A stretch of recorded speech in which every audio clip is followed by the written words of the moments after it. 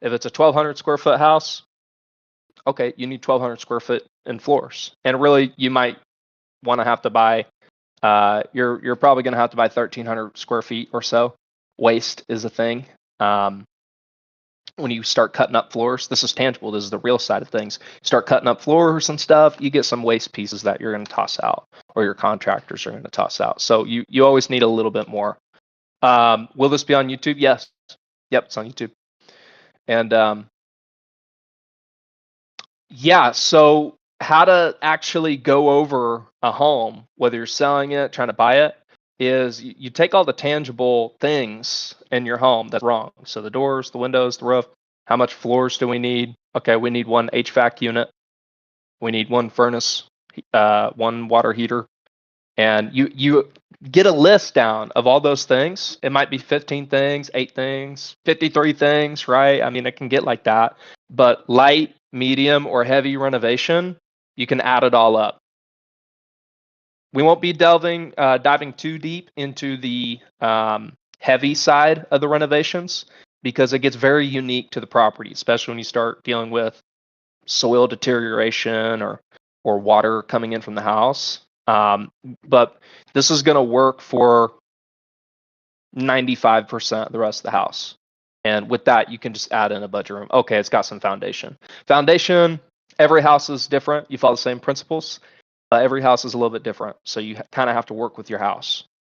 And same thing when you're dealing with anything in the crawl space. So yeah, say you got a house, you add up your 10 things, your floors, your paint, your drywall, and we're going to go over exactly how much this stuff costs and with you guys, and the slight variations you might have. Usually the biggest variations are in labor costs. I flip in 5 states. So I've got, some expensive stuff going on up in Indiana that I get, and I get some stuff done that's pretty expensive. Like I pay more for floors up there, but my foundation and framing work is very cheap. And then down in Texas, my regular unskilled labor, like flooring, paint, drywall, etc., that stuff I'm getting done super cheap. But I found that I'm paying more for the foundation down there and the framing work.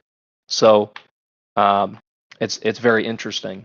But once you learn how to assess a home, which is what we're doing, what I'm teaching you guys today, you can add up all the things wrong with the house, the tangible things that you can see. You can see 98% of it off a photo. The floors, doors, etc. Toilets, you should always get a new toilets. Just so you can tell your prospective buyer, hey, it's gonna have new toilets if you're flipping the house. I always do brand new toilets. But I save the tubs when I can. So that's something little you could do.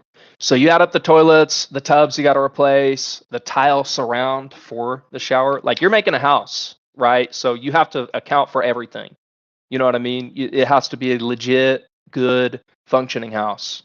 So that's what I was talking about with the liability side earlier. Like you're responsible for every inch of the house. But if you know what you're looking at when you're selling the homes, you're going to make way more money because you're not going to waste your time on bad deals that just sit around and trade for weeks, pass through like 20 different wholesalers' hands and just never sell. Versus you look at it for 5 seconds, you're like, that's a bad deal. And then because they say the best deals are the ones you don't waste your time and resources on. That's true. I had a deal that I wish I didn't buy. That would have been my best deal if I didn't buy it. Because I didn't know the tangibility side and I couldn't see the house. So yeah, you can add up. That's how you add up your repair costs, guys. So you add up all the tangible problems with the house or things that need replaced, and we'll start going over a Google sheet for how you can like estimate how much you should spend per item. But the idea is if you add up all your repairs and it conservatively will cost you $16,000. Okay, all right, probably gonna have to spend $16,000. Now, me personally, as a flipper, I always give myself a contingency budget of at least $7,500. Bigger the house you have, the bigger the contingency should be, because a lot can go wrong. So what is a contingency budget? For y'all flippers in here, of course you guys know this. It's the best part of the budget because you can put a lot in there and you might need it, so you may as well. But it's this extra part of the repair budget that you get from the hard money loan, and it's vague. It's for whatever you don't think of, whatever you don't find, or whatever pops up. You know what I mean? I had a squatter break it to my damn Evansville house twice, and she broke 3 windows. Like one of the time she broke the window, but it was like a failed attempt. She couldn't get through, so she broke another window. So that was something that came up, you know. And then that same house had a flooded basement too. So that was something that came up, right? So, and guys, I'm happy to talk about the successes I've had and the failures I've had, or not necessarily failures, but mistakes on properties.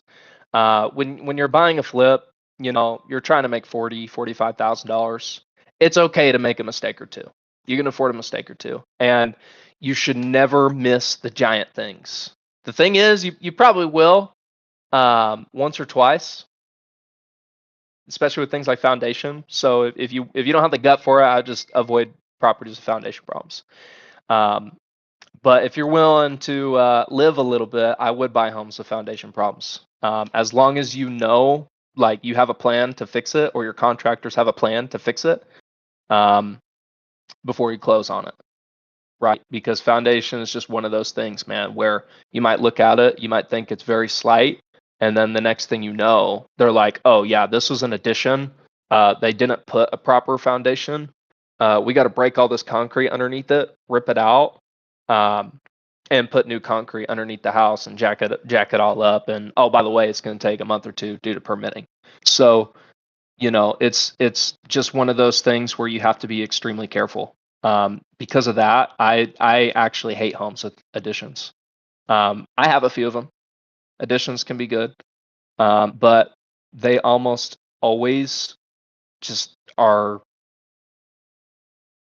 Yeah, I see you hate additions too, Adam. Yeah, bro, they're, you know, they could be annoying because they don't build them the same exact way as the rest of the house. So it's like you got 2 different foundations under your house. So it could just get weird, especially if people did it themselves. So going into the basics, I want to start with the basics. So now that you guys know, hey, thanks, C. Now that you guys know the basics of the mindset when you're looking at a home, okay, it's tangible. I can look at every room of the house and I can count how many doors, floors, windows, bits of trim, appliances, how many cabinets. Like you know, you only have so many cabinets. How much linear feet of countertops you have. You can add all that up. Like when you get good, a quick assessment's only going to take a couple minutes or less. And then you still do the deep due diligence anyways, because you got to know exactly how much you're going to spend. You can prep it out for your I mean, you don't have to. You can be vague and you can just always add a few $1,000s on each expense. That's how I did when I started, just to run so many leads quickly. And then while I'm like, okay, now I've offered on it, or I'm about to submit an offer and go under contract, then I do the exact numbers. So I'm just triple checking, like making sure, okay, you know, is this going to be a good deal? What are my renovations going to look like? So, okay, Juan, beautiful question right here, because this is like the number one concern or fear of people getting into fixing and flipping. Have you ever had a contractor take your money and ghost you? No, I haven't. I'm sorry that you have, Adam. I have not. I'll tell you what I have had, though. I've had contractors who, and you guys will too, because I've actually learned this is more common than it should be. But many times a contractor, especially the unskilled ones, these guys are salespeople. Y'all are salespeople. You guys ever say something and you weren't totally confident in your head, but it came out very confident? Yeah, these guys are salespeople. You know, I mean, when you're talking about a $20,000-$30,000 job, they want it. So with that being said, that's why I find it very important to actually understand assessing a home yourself, because nobody's going to give a shit, you know, at the end of the day as much as you. right? Even if you tell them, hey, I need this quote to be very, very, very specific. I'm getting a hard money loan. I cannot afford to lose money. And if my budget's 30, I cannot spend 31 because they will not finance it to me. These guys, not their problem. And if they're unskilled, they might think, oh, yeah, we can get it done for you at this number. But then they start adding up on you. They start ripping out the walls, and they magically find more problems that they're more skilled they would have found earlier, or they just start getting vague. I've had a guy make up stuff. Said like he was doing executive, or he's like, hey, we replaced all the plumbing for you. Jay, this dude Jay out of Ohio, is like, all the plumbing was bad. We replaced all the plumbing for you, and he actually did replace the plumbing. But guys, this is this is your project, so that was just a crazy guy. But yeah, something I experienced with him was, at first he was giving me and I'm gonna show you how to prevent this. It'll never happen to me again. But he quoted me 25K to flip this house. And I'm like, that's a really good deal. It's like an 1,800 square foot, 2-story house, 2-car garage, and it's a 1960s build, so it needed a lot of work. And need a roof, HVAC, a little bit of foundation, floors, paint, everything, ceiling fans, lights, receptacles, a little bit of plumbing work. And he quoted 25 grand. So I said, okay, that sounds great, man. That sounds great. And then next thing you know, after I close on it, dude's like, because at this point, I was working with him on one project. Very smart guy. He seemed very smart. I don't think he's smart now, but he seemed very smart, charismatic. I met with him in person. He was nice. He'd look me in the eye talking to me. Trusted him a lot, and spent a lot of money with him already. And at that point, things were going okay. But yeah, no, after I closed on, he's like, yeah, looking at it, this is going to be more like a 45K job. So, that's 20 grand more.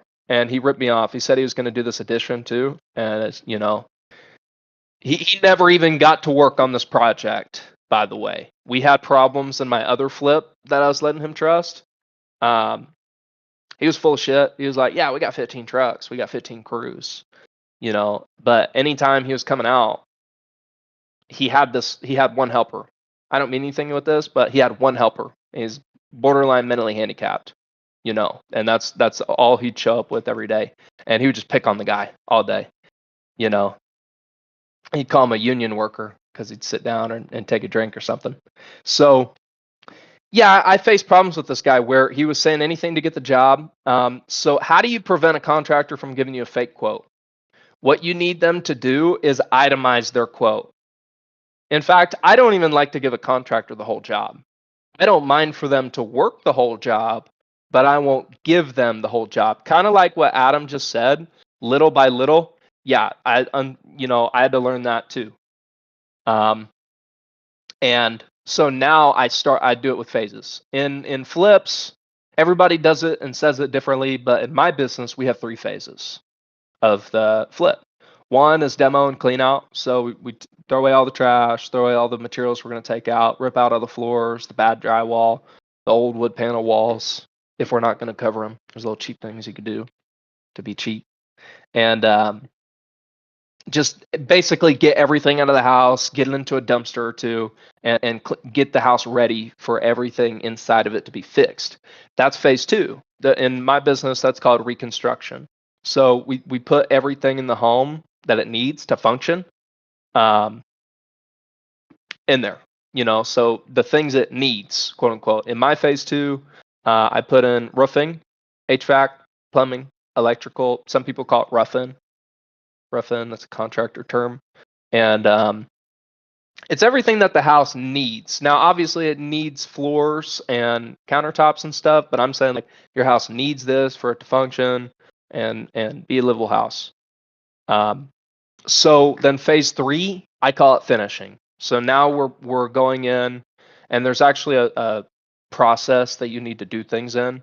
For instance, you want to do your drywall and paint first, so that once all your walls and ceilings are painted, if you're going to paint your ceilings, once all that is done, then you can lay the floors, and you don't have to worry about paint dripping on your floors or paint dripping on your brand new freaking granite countertops. They can use tape, but man, I don't trust half these contractors. So I would just do the paint first and then do all the other stuff. But yeah, I mean that's the process. You know, you walk into a home and when you're flipping it, you're just basically replacing everything in there. You're replacing everything in there for the cosmetics. Cosmetics is like the floors, the paint. You know, you could wrap windows in there, I guess. They're more of a need, and other things like that.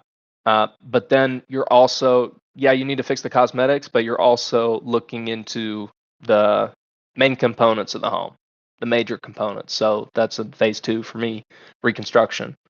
So, okay, we're going to flip the whole house, make it look pretty, right? So that's new floors, new paint, new trim, new doors, maybe new doors. Might paint some doors.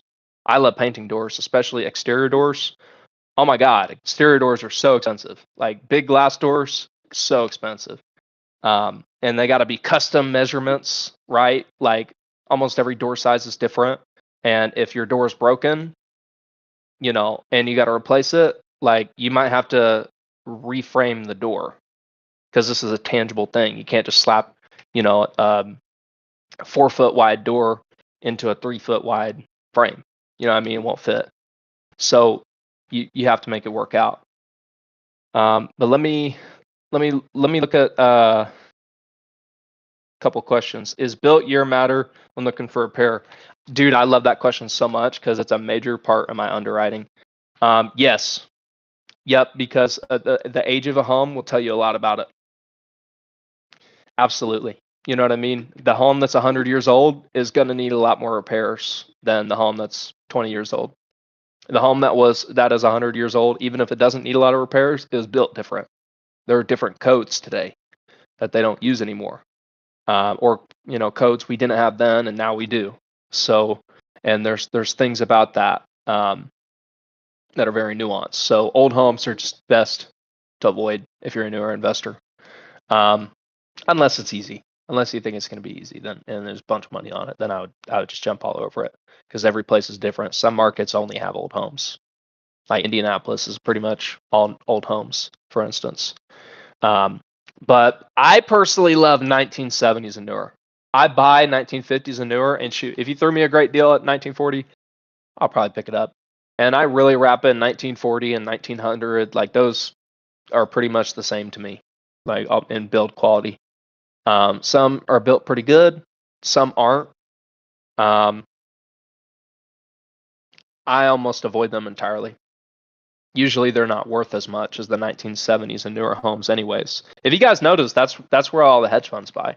Yeah, you have some smaller funds like SFR3 by wholesalers. These are great buyers, by the way. But like SFR3, they are buying homes 1900 and above. That's their thing. They figured it out. And then you have bigger hedge funds like Turnkey Homes, REI Nation's a big wholesaler buyer. I sold them deals when I started. Good buyer, but like they like to buy 1970s and newer.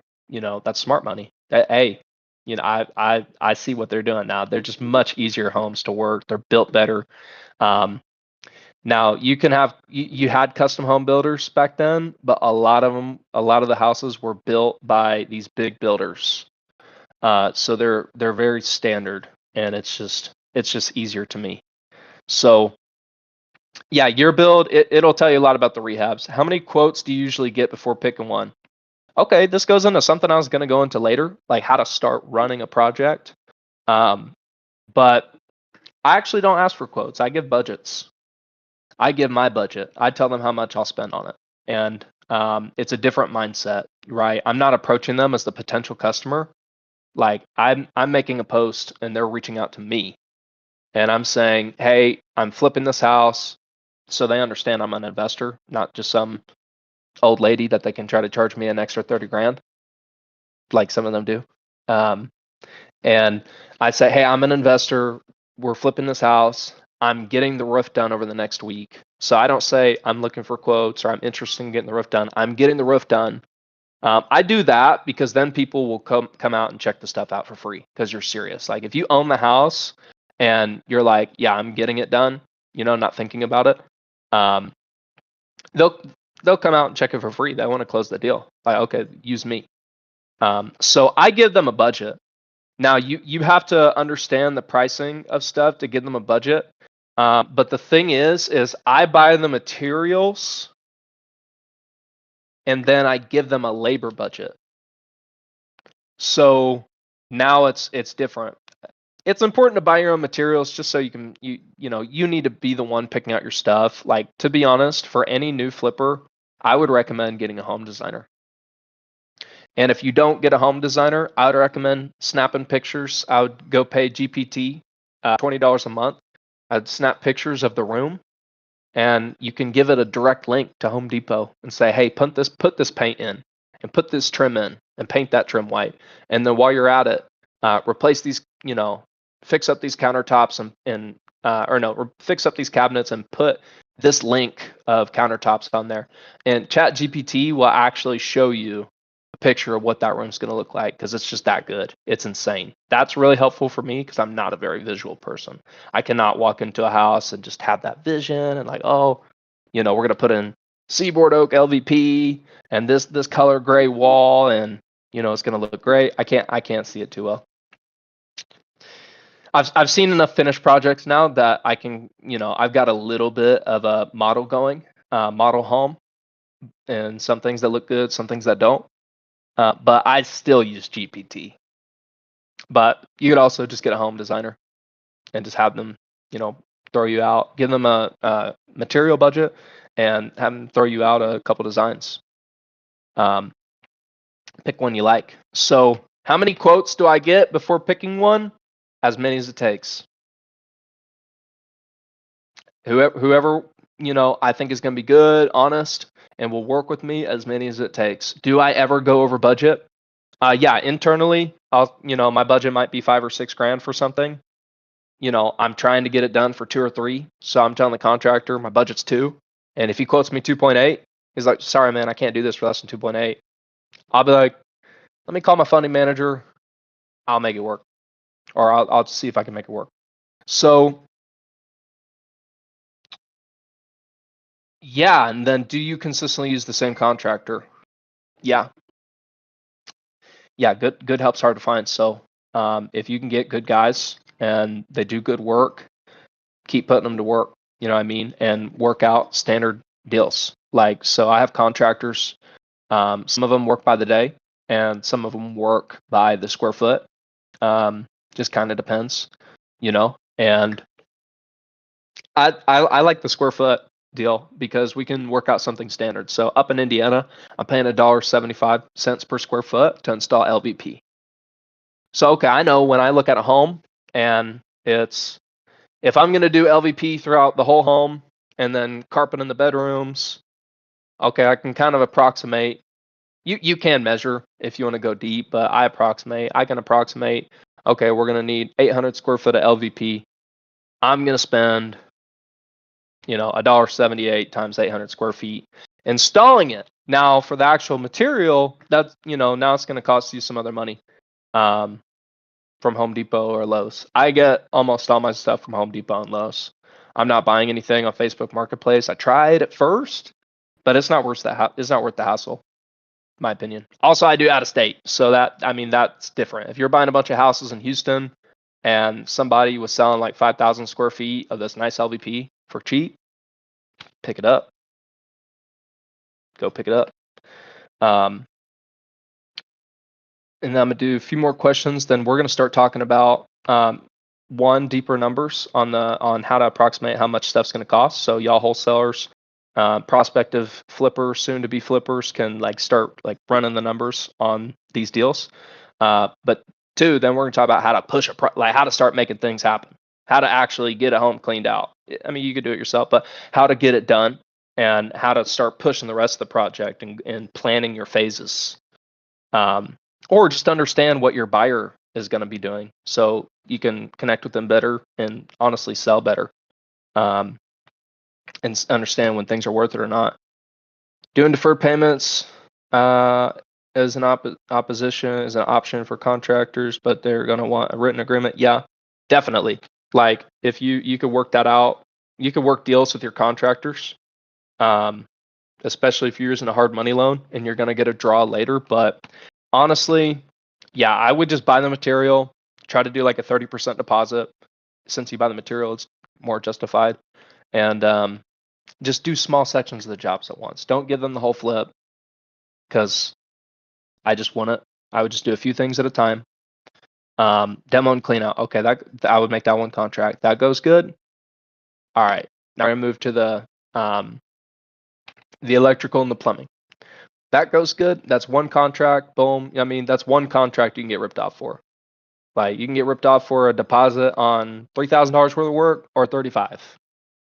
You know what I mean? So also just with your cycle of the flip, you might not have all the cash to do the whole flip anyway. So it's just unrealistic that you're going to do a whole flip project for like 30K on one contract. You're going to have to do a few pieces at a time, wait for your renovation draw to come in, and then get back to work, and then same thing 2 or 3 times.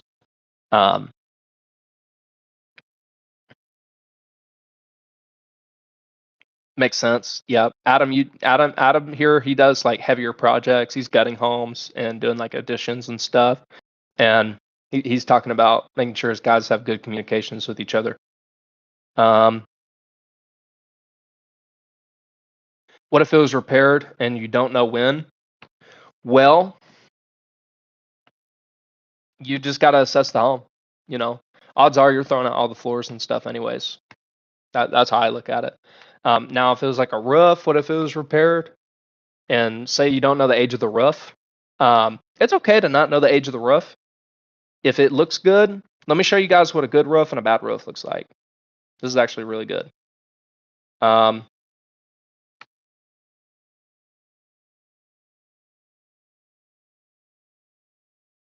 gonna log into this one.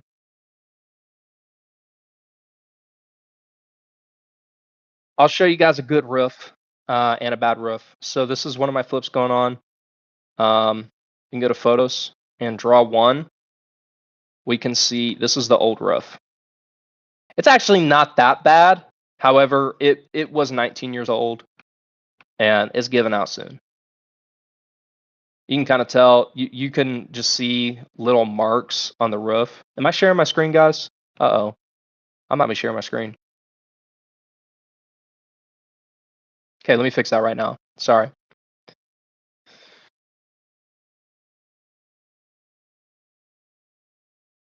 In their numbers a bit. You know what? SFR3, they have a website and you can fill in their contact form and they'll email you. Okay, guys, so this is my house in Italy, Texas. If y'all want to send me deals, I buy nationwide. Even in rural, tiny areas. So, just reach out to me. I'll look at them. So this is the old roof before we put on the new one. You can just kind of tell it has little deviations and dips throughout, and just the coloring is all off. You know what I mean? When you see discoloration, you got an old roof. How long do roofs last? Generally about 20 years. I guess they've got shingles now that can last for 30 years. So, let's see how those hold up in about 30 years. But in general, they've all the old roofs last 20 years. And this was the roof while it was in progress. But you can see all the new shingles and stuff. And yeah, I mean, it's brand new material, no deviation and stuff like that.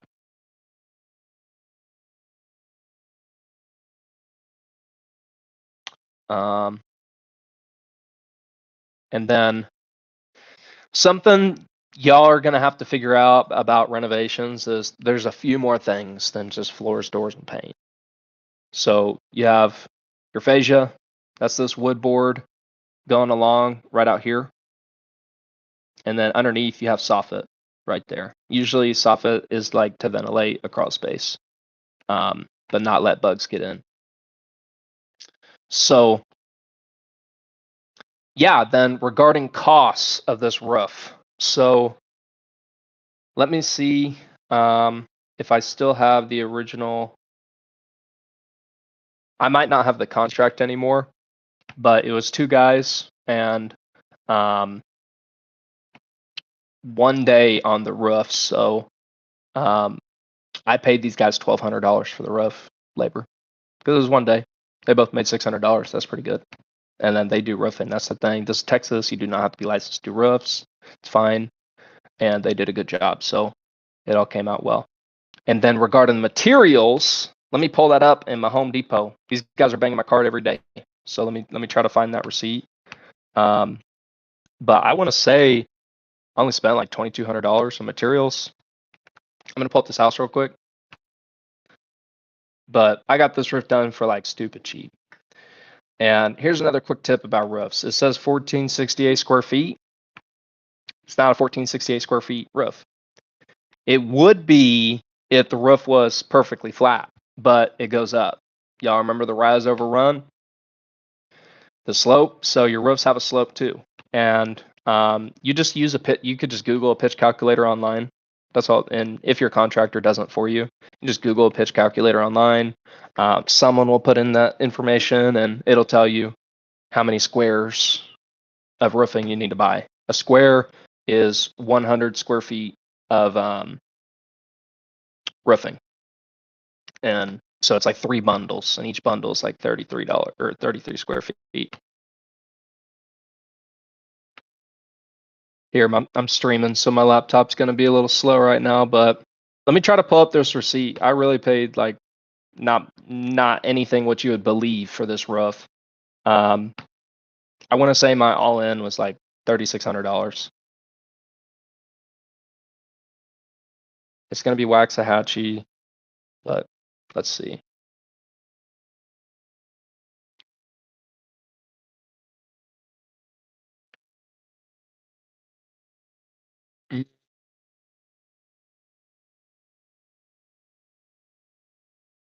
I may not have it, but I mean, let's just look it up real quick. Roofing shingles. There's a few types of shingles that you need in a roof. You need your starters, you need your ridge shingles, but I'm just going to look at regular shingles to keep it simple. And you know, I don't get the flat. I get architectural shingles. Those are ones that are like kind of on top of each other. Let me try to find. Let me zoom out a little bit. Roof shingles. And then I bought Gaff. That was the brand we bought for that one. And why the hell is it showing me appliances? Okay, sorry about that, guys. I don't know what's going on. Home Depot's tripping. Okay, so we'll just use this one for example. It's $38 bundle. 3 bundles is a square. And square is 100 square feet. So let's say after we put in the pitch of this 1468 square foot roof, it came out to 17 and a half squares, or we need 17 times 3 and then 2 more squares, so I have 53 bundles. So okay, you just go here. You always want to have it delivered, by the way. That stuff's so crazy heavy. The first time I ever picked up a roofing bundle, I couldn't believe it. That shit is so heavy. And I'll just type, what do we say, 53? And you hit 53 and it shows you how much it'll cost. I'll just add it to my cart. And it's $1,800. Now, okay, you still need some ridge shingles. You still need some starters. These are just, the ridge, they go over the corners, and the starters, they're what you start with. Start with them, believe it or not. And then you still need something called underlayment. So that's going to be this paper. But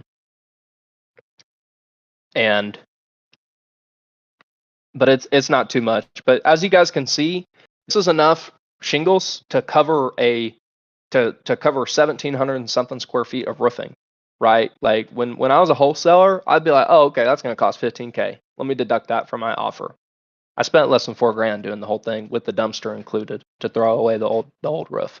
So that was now I'm not going to get that lucky every deal. I think partially this is just because it's Texas, it's near the Dallas metro. There's just so many laborers. It's easy to find good people who are just ready to go. But like when you start understanding this stuff, you're gonna look back at some of the old deals you sold and be like, that guy ripped me off.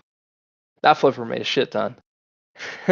And now you can start setting it where like, okay, I'm gonna price this right, and I'm gonna leave him 30K, 35K, but I'm gonna take everything I could get. What is the name of the hedge fund I mentioned? REI Nation, number one on top. They buy in the metros like Dallas, Houston. I think they buy in like the North Carolinas and stuff.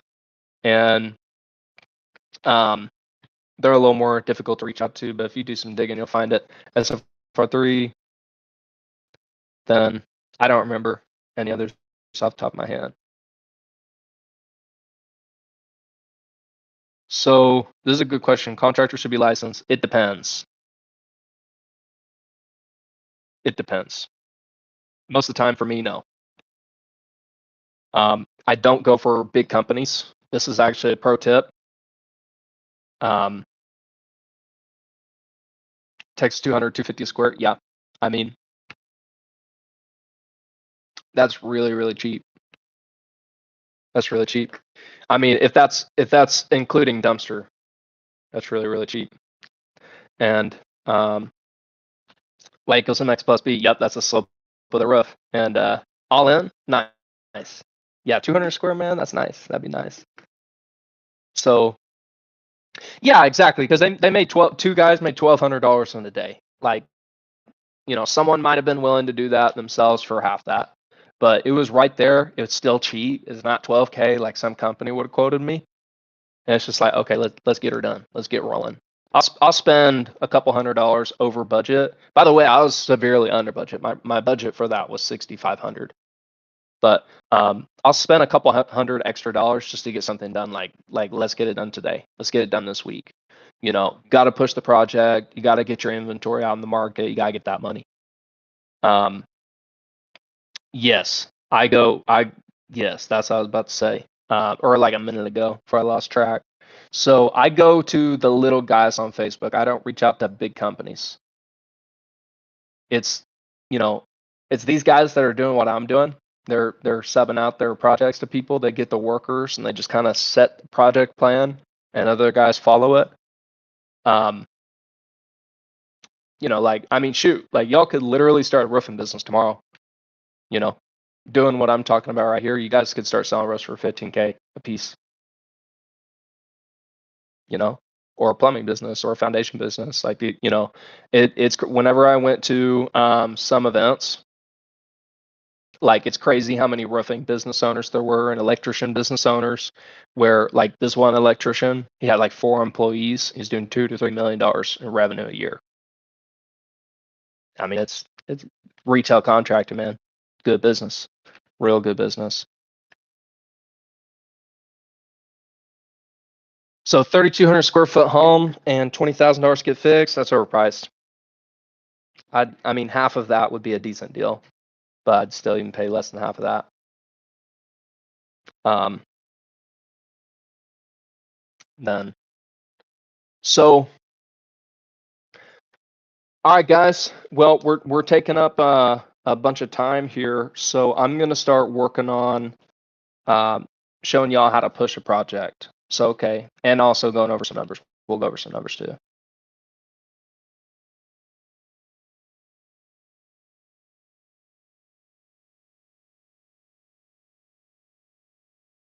Oops.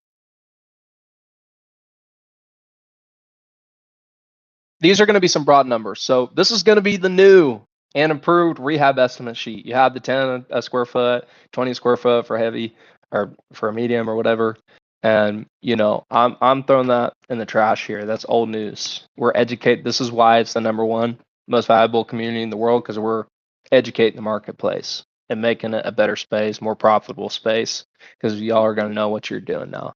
So with the floors, all right, guys, it's going to be a little bit more expensive in some markets, but I'm doing average markets: Indiana, Texas, Ohio.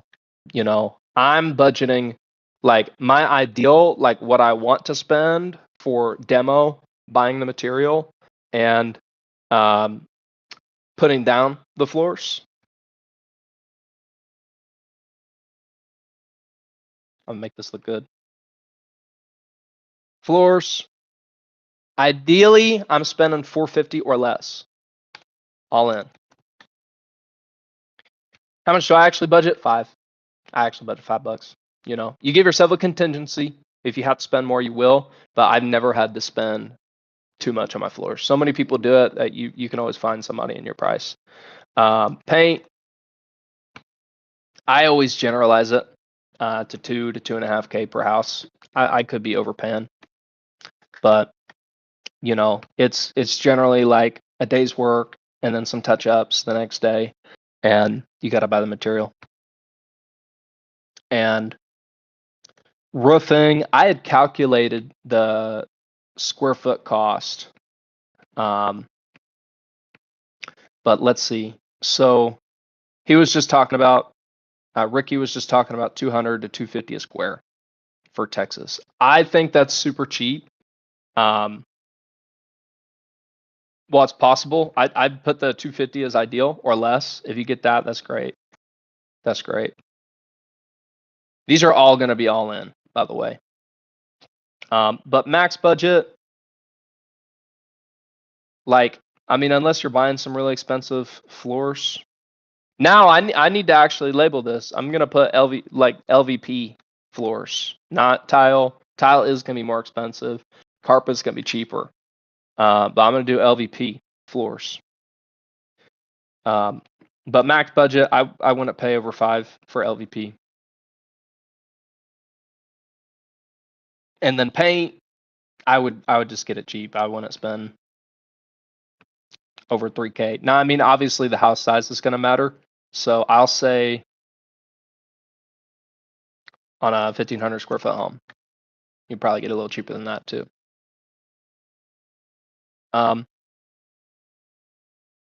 Gutters.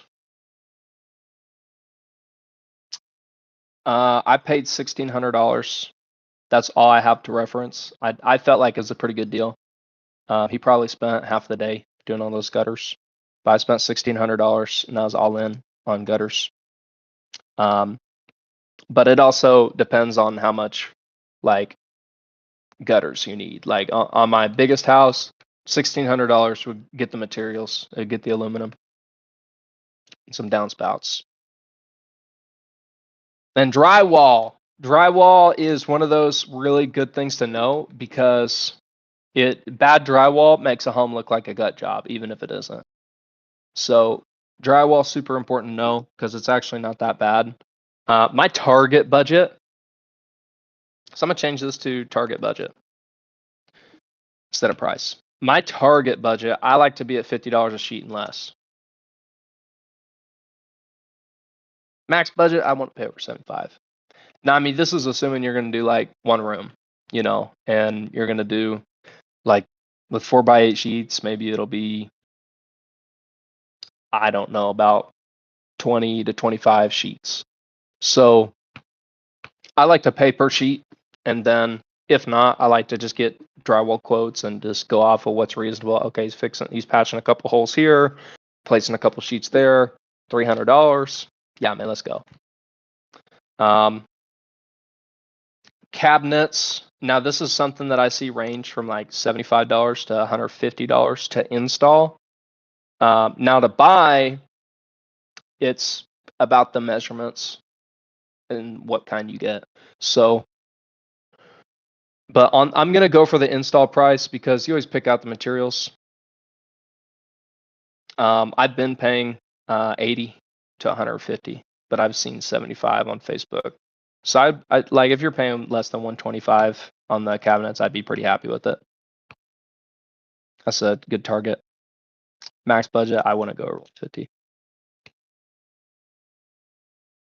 And then you have things like ceiling fans, lights. Whenever I underwrite this, I call it MISC, like miscellaneous. You have like the light switches, outlets. You know, you need GFCI covers. You need ceiling fans. You need vent covers. So you got your vent. Probably need new vent covers. You know, brand new vent covers will actually make a house look really nice. Like if they're brand new white vent covers with brand new LVP floors, it makes it look really nice. And I wrap other things in here like mirrors. If it's like an average size home, I call it 4K. And the thing is, the nice thing about it, that's actually kind of overkill. So, and then going with doors, interior doors, you can get away with 200 a door installed. 200 to 250 installed. Interior doors, exterior doors, it's very situational, but $300, $400, $500 just to buy the door, and then to install it, another 100, 150. It's actually a pretty simple job too. So it just depends on the kind of contractors you're able to get.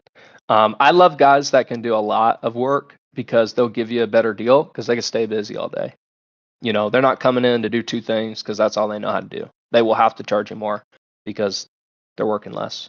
You know, I mean, if they want to stay afloat, but really they need to learn more. And then windows. Oh my gosh, I hate having to replace windows because they'll cost like up to $300 like a pop just to buy them. And then to install, I generally pay 100 to 150 per install. So $450 and less is the target budget for brand new windows per window, by the way. So, but remember, guys, these are all tangible things. Like I can count, okay, 6 windows, 5 interior doors, you know, or you can throw in the miscellaneous for all the ceiling fans, outlet covers, stuff like that. You can count the cabinets. Okay, I need 12 new cabinets. You might be able to refurbish cabinets. Ever hear people talking about saving the cabinets? Let me pull up a home where I save the cabinets. Let me see. Here, I'll pull up another one. So I'm just gonna go over to the kitchen right quick.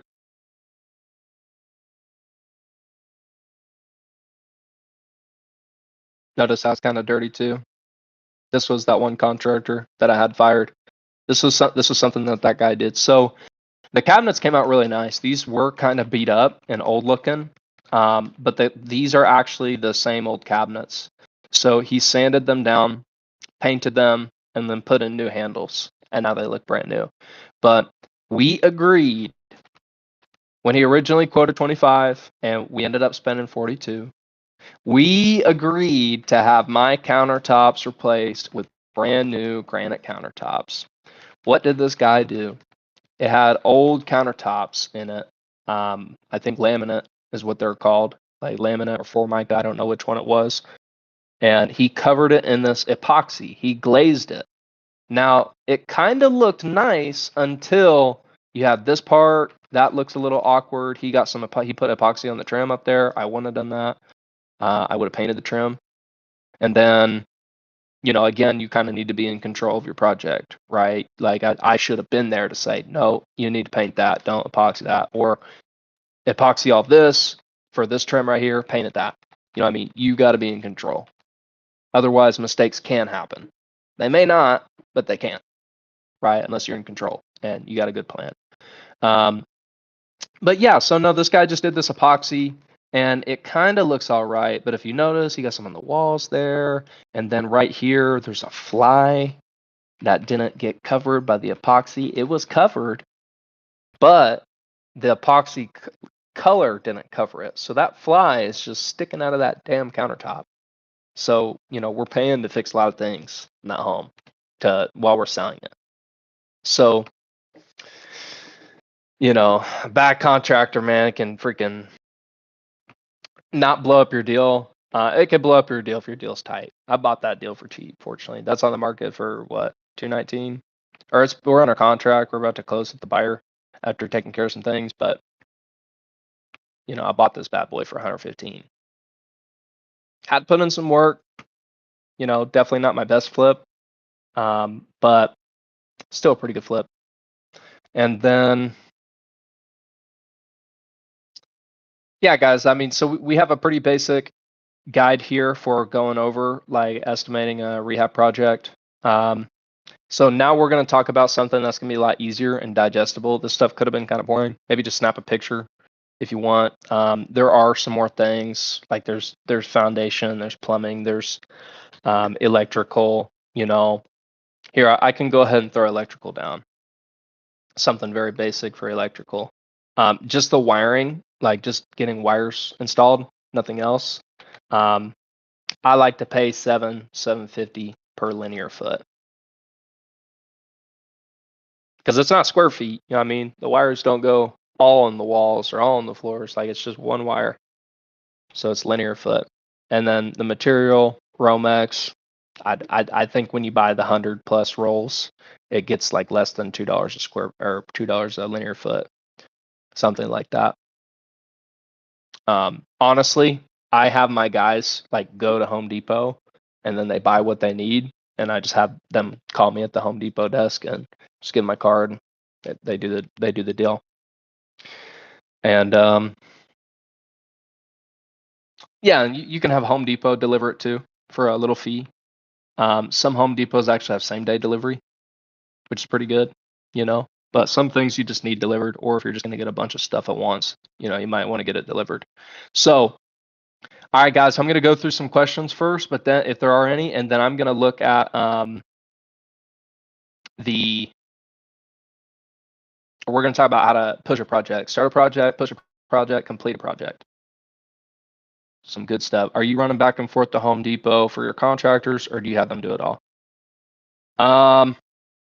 So I mean, I'm out of state with majority of my flips. So with that being said, they usually pick stuff up if I don't have it delivered. Some guys got cars, most of them have trucks, some of them got freaking vans. So,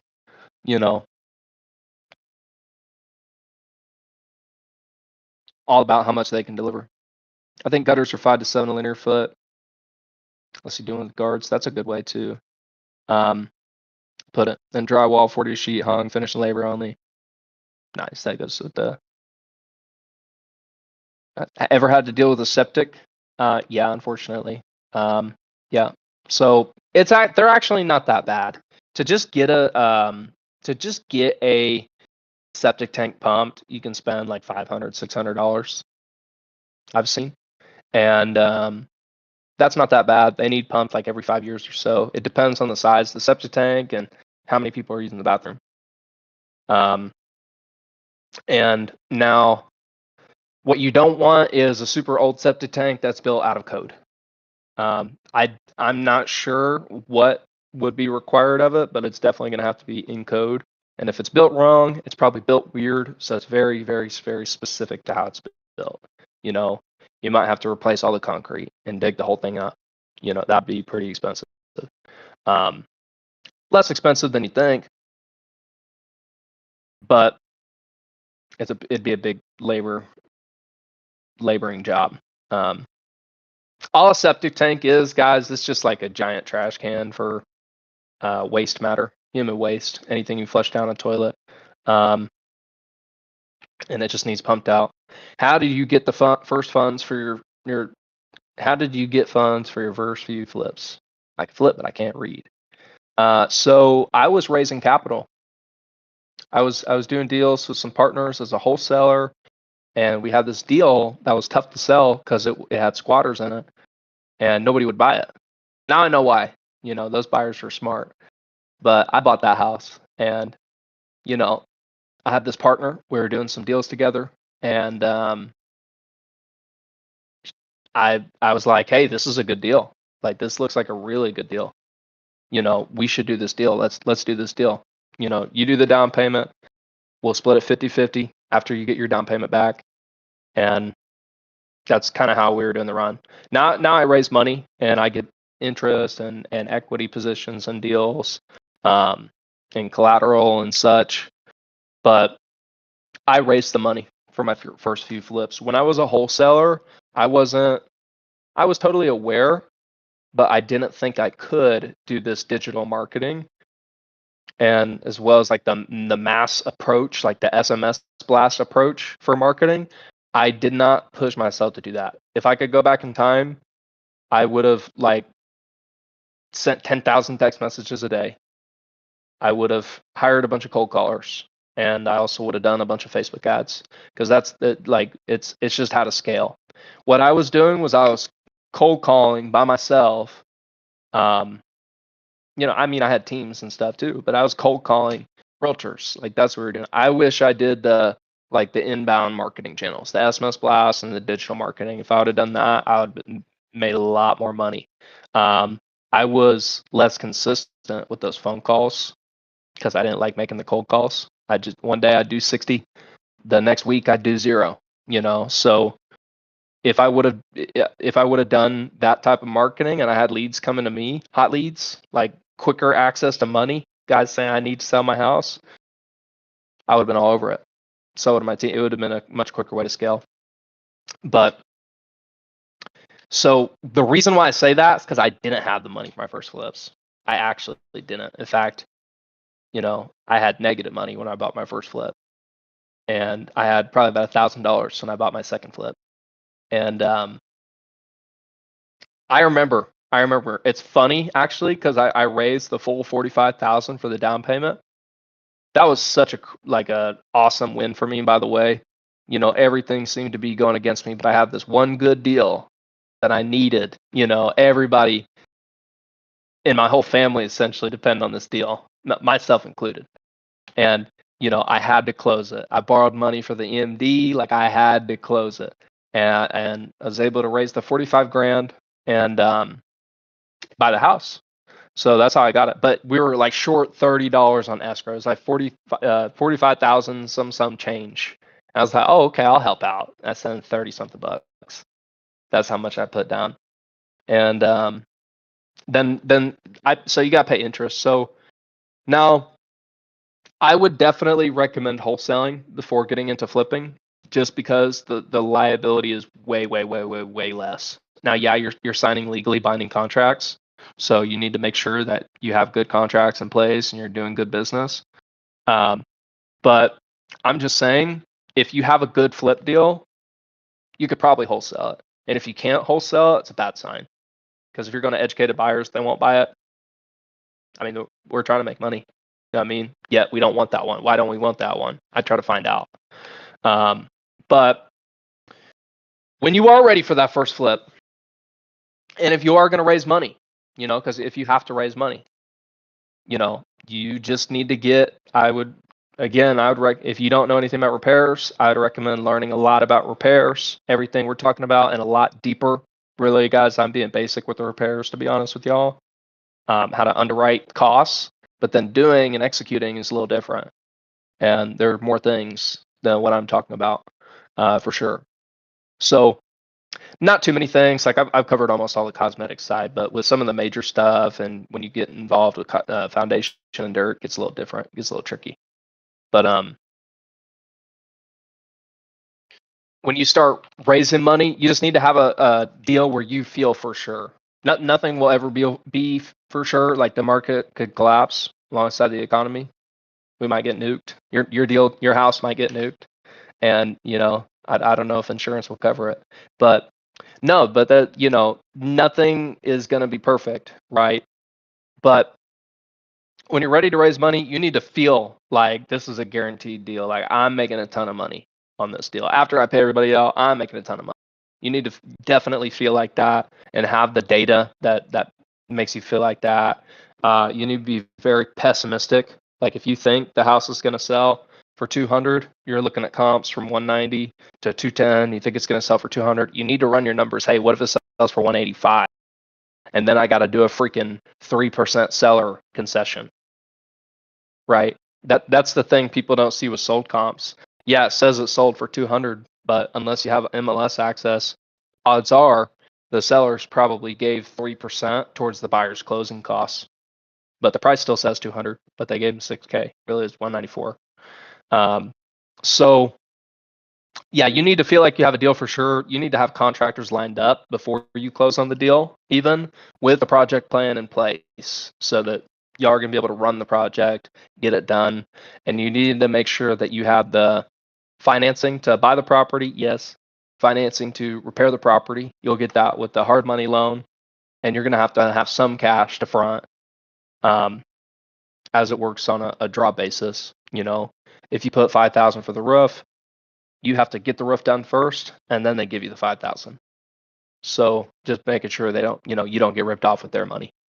And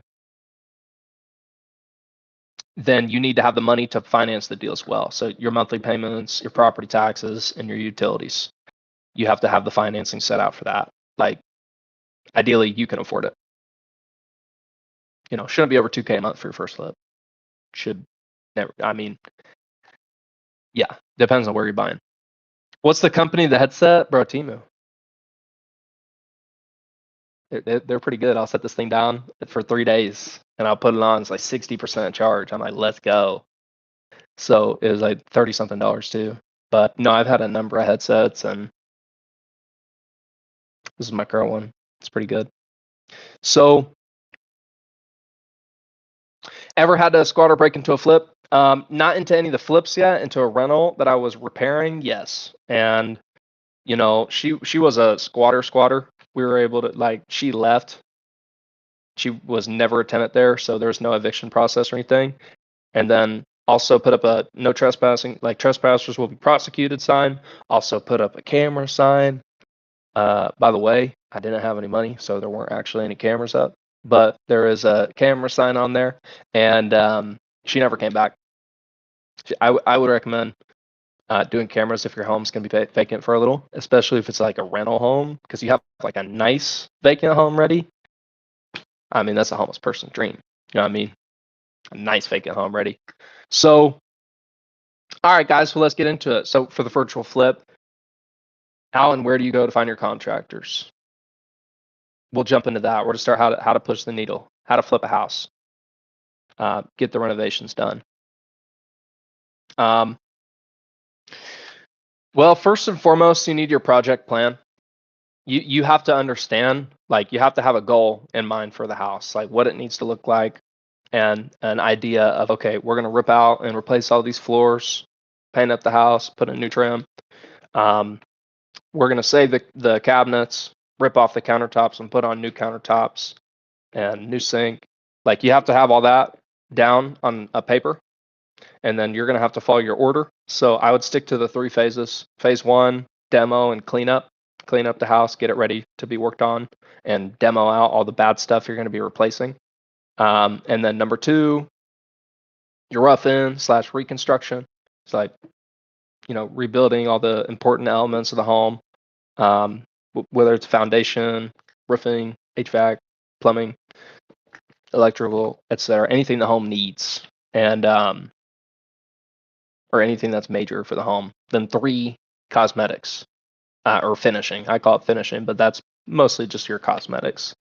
What gives the house its look and feel. So once you have your project plan down, now you need contractors who can execute this.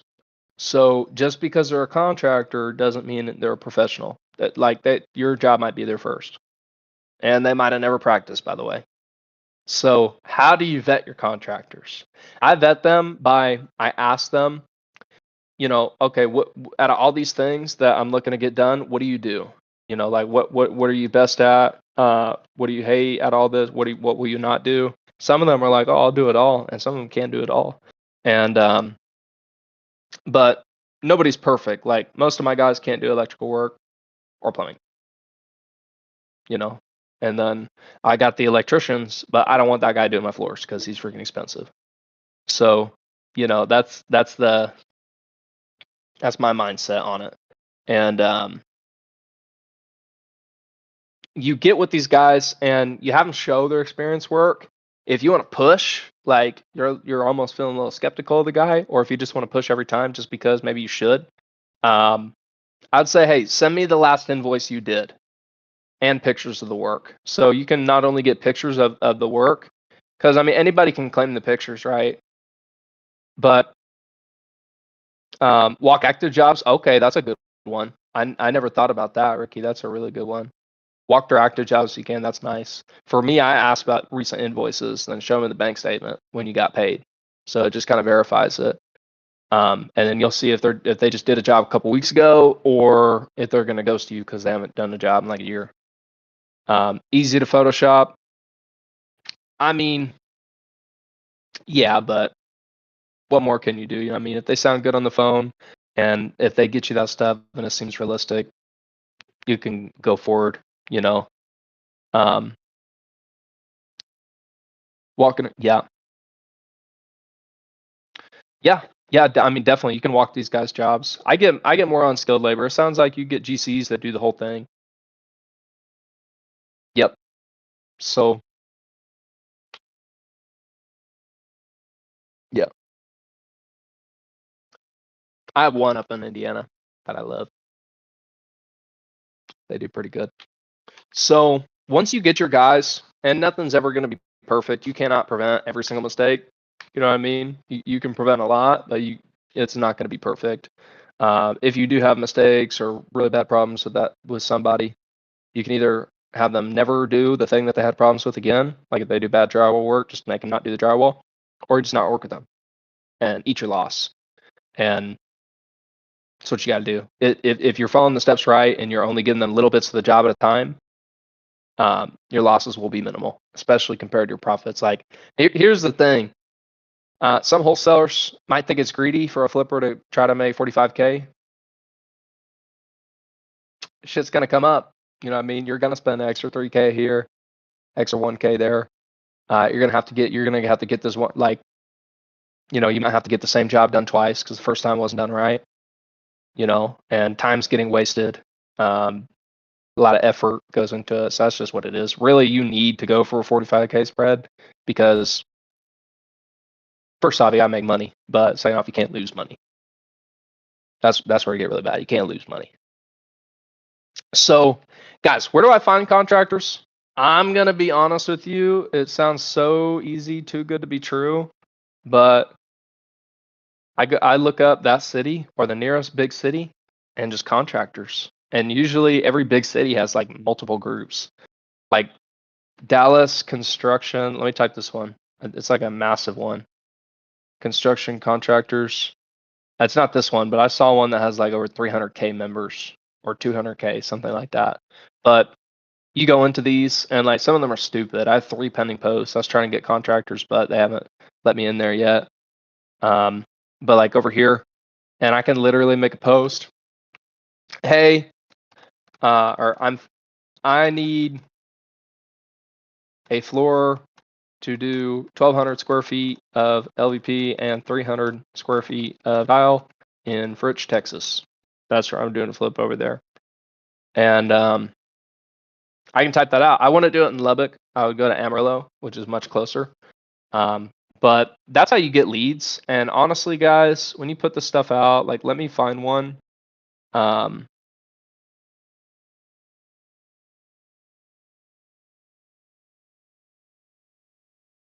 want to find a post I did. I probably haven't done one in a few days, but I'm going to go to one of these Facebook groups where I did post looking for contractors. I'm going to show you the types of responses you get. You get a lot. Okay, post and Lubbock contractors. So look at this, guys. Okay, this is funny too. Notice how I got some haters. I got some guys laughing at me. 17 comments. I made that post. I got a bunch of comments, which is good. I got a bunch of legit good people. This person said, "Good luck. Your budget sounds about 20K too low." I said my budget was $4,500. I got it done for 3 yesterday. So, you know, tell me it's 20K too low now. You know what I mean? That's who you're dealing with. And it only took them 2 days. So, you know, it's a fair pay. It's a fair pay for it. So is this being recorded? Yes, this is live. You're going to be famous, bro. And you know, that some people will say things about your budget. You don't have to post your budget. You just got to post you're going to get the job or like you're going to do the job and a bunch of people will reach out. I post my budget sometimes because like I'm serious and some of the guys that are going to reach out and be like, okay, I'll do that for 3,000. That's the type of lead I want.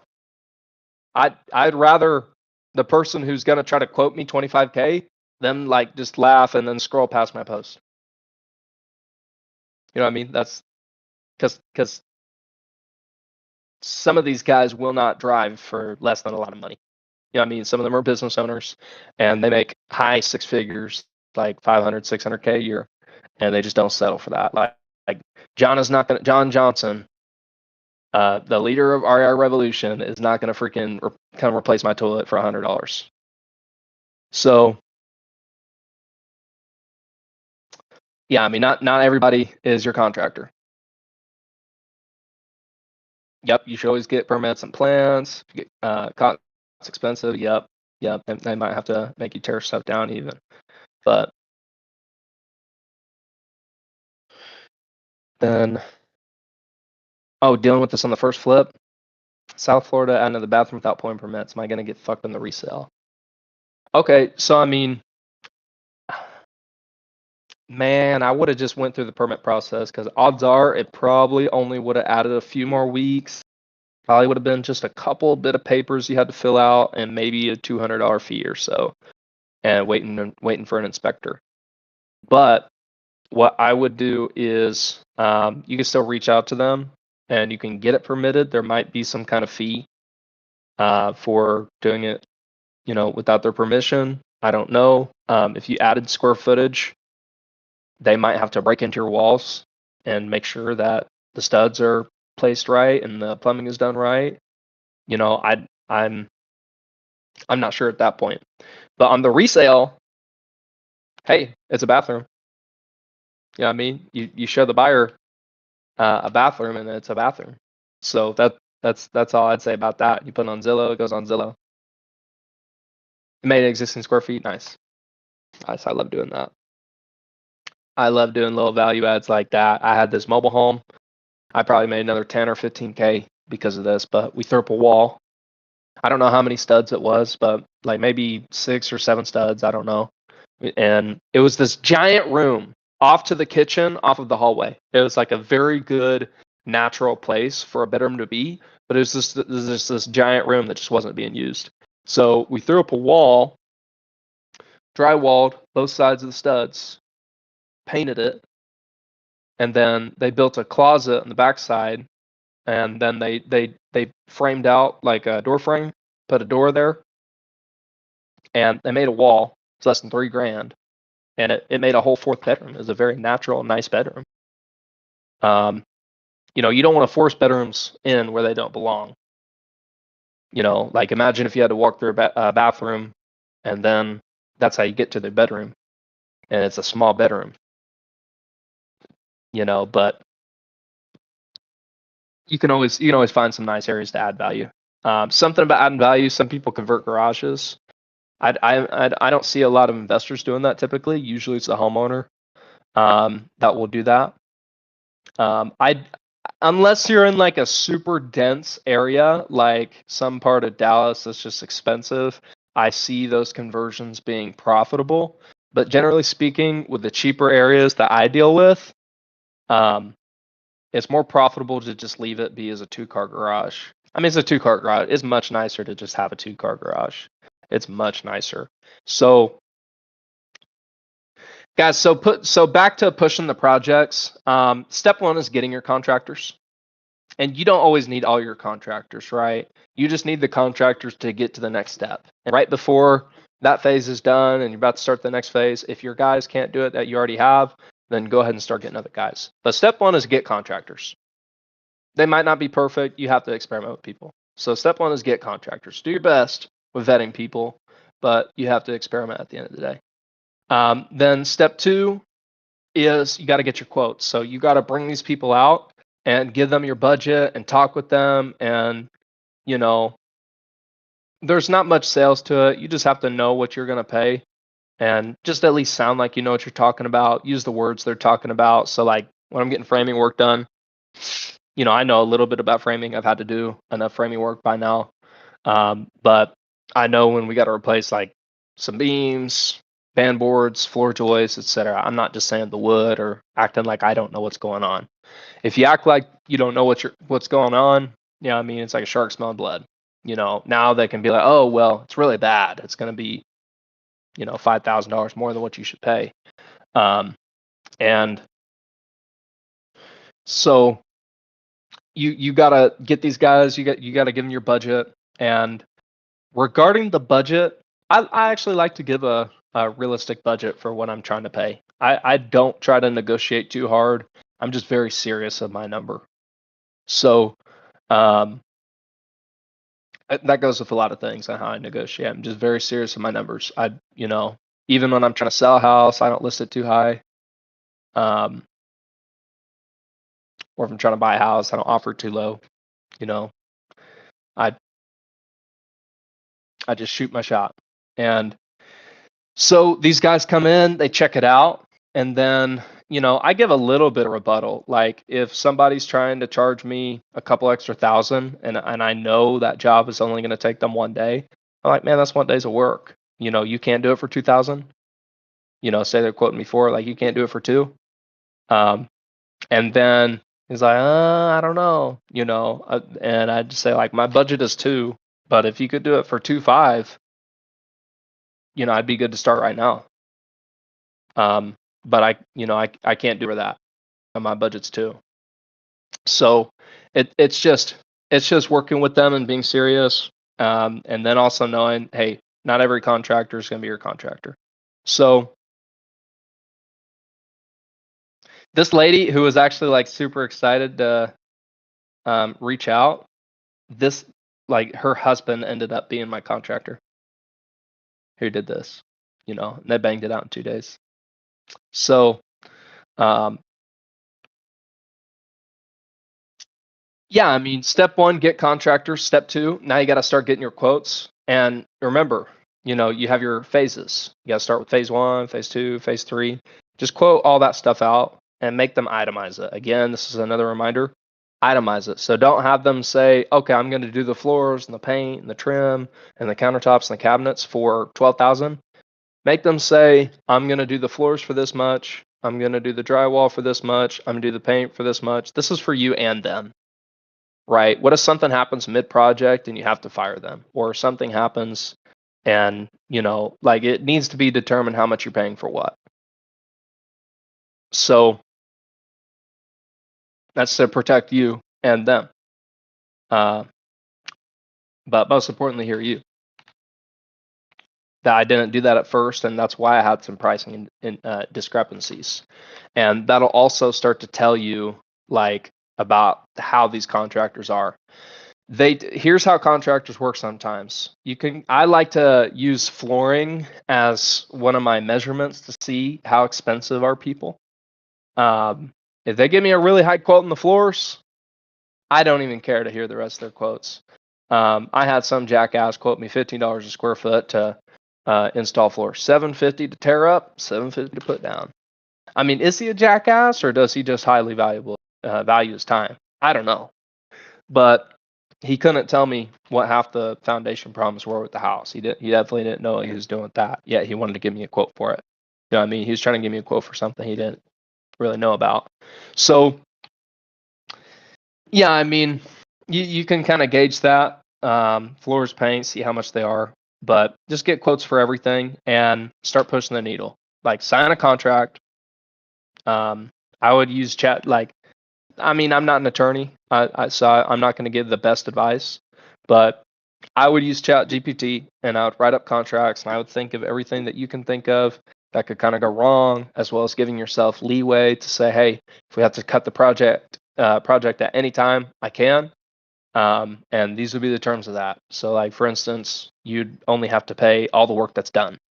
So they did 40% of the floors, pay for 40% of the floors. If they did 0% of drywall, you pay zero for the drywall. And you can terminate the contract, or in case you need. Or they might want to use their invoice. That's optional. You can use your contract or you can use their invoice. I use a mix of both. It just kind of depends on how much work is being done at once. But I sign a lot of their invoices too. Like if they just invoice me and it's going to be, I'll just make something up, like $1,200 to install a bunch of carpet. I'll just be like, okay, sign it. You know what I mean? And especially if I'm already working with them and I know they're cool. Just get them in there. Let's get it done. Just pay them after it's, and then you do the 50% deposit, 50% when it's done.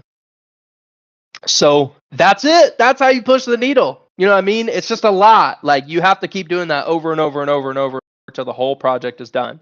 And you have to follow up with your work and make sure that it's getting done in a timely manner, but also getting done right. It's got to come out looking good.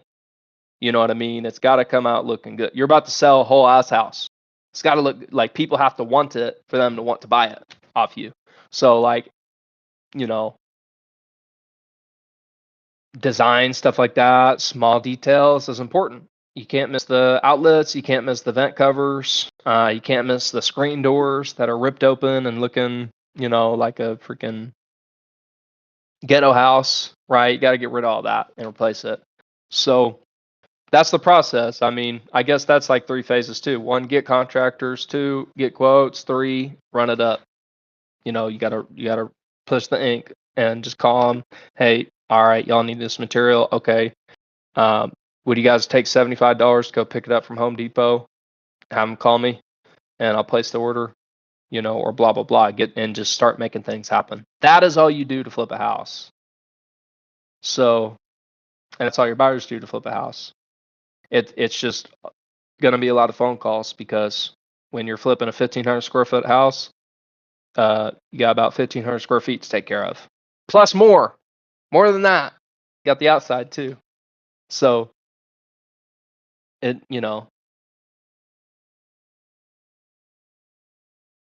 but that's pretty much it. So, hey, I want to thank you guys for showing up today. Honestly, I was expecting like 5 people to show up, so I appreciate it. I hope y'all learned anything. And if you have any questions, go ahead and drop them right now, because I'm about to end this thing here. But it was really nice to get to talk in front of you guys and have some actual stuff to share. Been in this community for like 3 years, 4 years, pretty close to after it started, and like, it's ridiculous to see how much it's made people grow in here, and myself included. I mean, just being around the right people, even when I wasn't doing the right things and I had to get a W-2 job because I couldn't get my business right.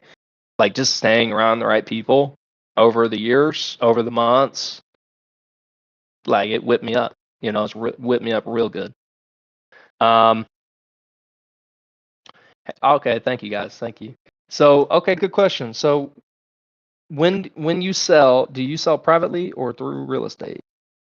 I'm gonna make up my own question there. And how do I sell my homes? So, if it's in a big city, I will use a flat fee.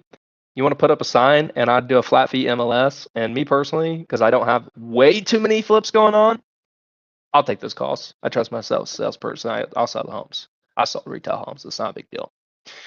Only if it's in a big city where, not everybody knows each other. In the small cities where I usually flip, I just go for the top fish in the market. I go for the shark in that little pond.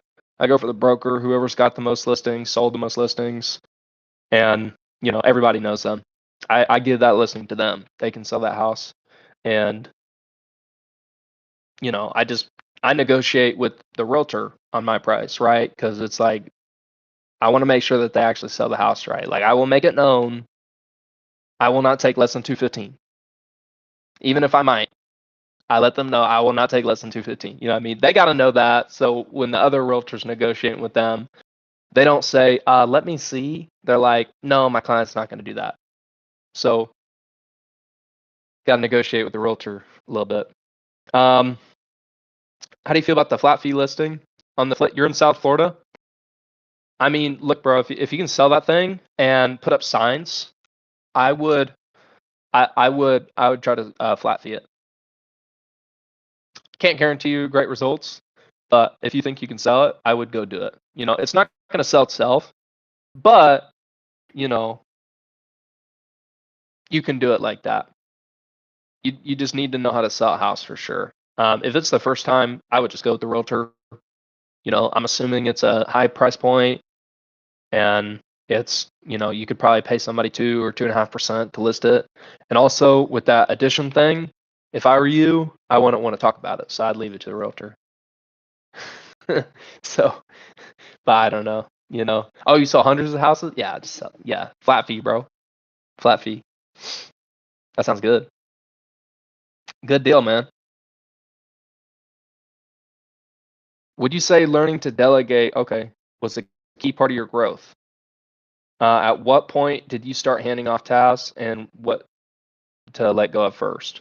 Okay, crazy question, guys, because I just now started delegating. I picked up all these homes without delegating. It's pure hustle, shoveling, killing, running, and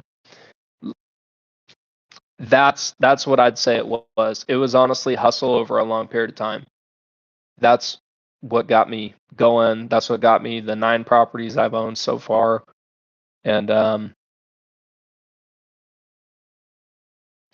I think my biggest expansion point was um, when I learned like really what I was doing with the renovations because it made me so confident to raise money. It made me very confident. Whenever I could start teaching people things, that just made me very confident. I mean, I know I'm not perfect. I definitely don't know 100%. Um, but it made me very, very confident. I started raising money, and I started raising money easily because it should be easy. I mean, these are deals anybody can invest in them. Um, and that enabled me to start buying more and just realizing like, I'm sitting in an apartment complex right now. It's like probably 200 and something units. Whoever built this made millions of dollars. Like somebody built this. So it's just realizing like you can do big things. It was crazy for me to walk into the first house I bought, and then the second, and then the third, and then the fourth, and then the fifth. I'm like, these are my houses, like, and then I loved having big machines come in, not like giant machines, like skid steers and stuff. And I'm like, man, it gave me a little bit of a ride. Like I'm doing such big things. I got freaking professional men coming over with big commercial equipment to come work on my house. You know what I mean? So it's like just realizing that you can do it. It was the confidence thing. And then what helped me stay motivated was just having monster goals. Monster goals. Like I've done 9 or like I've bought 9. Okay, in December my goal was to buy 20 a month. You know what I mean? Deeply unsatisfied with myself with these goals, but that hey, I got 9. Well, how much would have got if I would have just not even made a goal? So um probably less, probably less. But yeah, no, and I've just measured it because I've had times where my energy levels were just low, and I noticed almost immediately, like whenever I just kind of listen to something and I'm just like writing, like I write a lot. Um, After a little bit of writing and my thinking starts going, yeah, it would help me like just feel super good and fired up and remember like what I'm chasing for and why. Because like guys, let's face it, we're all chasing extreme wealth. Extreme wealth. You know what I mean? Or just high income. Who wouldn't want it? 100K, like in your bank. Like that type of income, weekly, monthly, or whatever. So it's just super high income. Because I've had moments where I have had a bunch of free cash from like selling this one flip, or back when I did a few wholesale deals. It's a nice feeling, It's a nice feeling to have a bunch of cash, and then the idea of the security to be able to just like do it month over month over month over month, keep stacking, keep racking, keep making a bunch of cash. That's like in extreme excess of what you would need. Like maybe you really need 2.5 grand a month. Like I would go to make 250. That's excessive. That's almost absurd. But if you want it, it's there. So yeah, well again, hey, I appreciate all you guys. I'm buying more flip deals. So if you got deals, send them. If you want to partner on any of these deals, reach out. I can give you information on that. And oh yeah, I was just reading that. Sorry. See me on Investor Live, but I never liked my A. Well, because if you're doing them deals in Florida, bro, it doesn't mean they're bad deals, but I'm not the best buyer in Florida. When the houses start getting a 2 or a 3 in front of them, in the hundreds of thousands, then I kind of, I can make the same amount of money on that flip, if not more, on a house that costs $70,000 in Indiana. That's why. So that's why. But it's nice to see you, bro. Yeah, yeah. Hey, San Antonio, man. A lot of San Antonio is not good too. South side, east side. I don't like those markets, but San Antonio's the rest of San Antonio is really good actually. But hey, thank you guys. Thank you so much for being here. I'm gonna get going now, but again, it was a pleasure to be here. Thank you, John, for letting me come up, and then thank you guys for tuning in. Absolutely, bro. Noah, you already know, man. I got you. I got you guys. Hey, thank y'all. Yep. Hey, you guys have a good one. Bye.